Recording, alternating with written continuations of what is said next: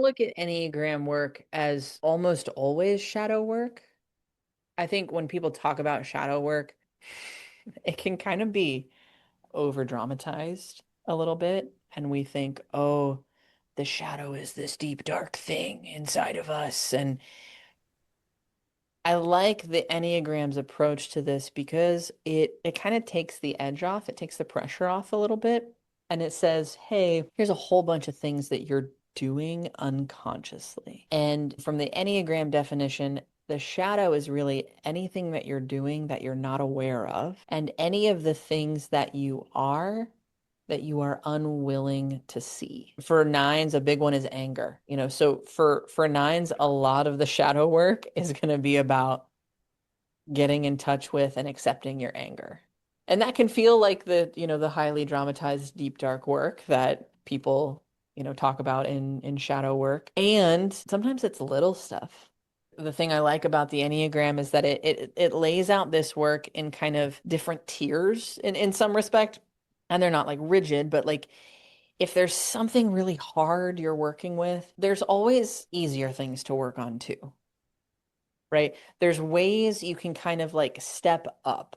If dealing with your anger is like this massive thing that's like 10 stories tall, then you also have, like I'm gonna figure out what I want to have for dinner. Like there's also good work that's easier and more accessible, right? So you don't always have to tackle the deep, dark thing that's really big and heavy and overwhelming.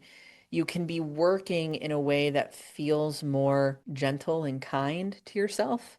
And Mhm. obviously, you're going to have to eventually, you know, fight the final boss, but you have a lot of other levels you can go through first. I love talking about it like a video game, right? Like you don't meet the final boss on level one. You go through level one and you beat the little bosses and you fight, I think about Mario fighting those little like Koopa Troopers and like throwing the little shells and whatnot. And as you go through each level, you gain skills that allow you to perform better on the next level. And so on and so forth until you hit the final boss. And then you beat the final boss and then you start the whole game over again on hard mode if you want. You can always keep coming back to it, and every time you're coming back to it, there are skills you're developing that allow you to feel a little bit more prepared, to feel a little bit more capable, to have a little bit more room to address some of these bigger issues. Because the big issues, oh man, they're always big issues. They're always showing up in different ways. But, the more levels we play, the more fun tools we'll have to use with them.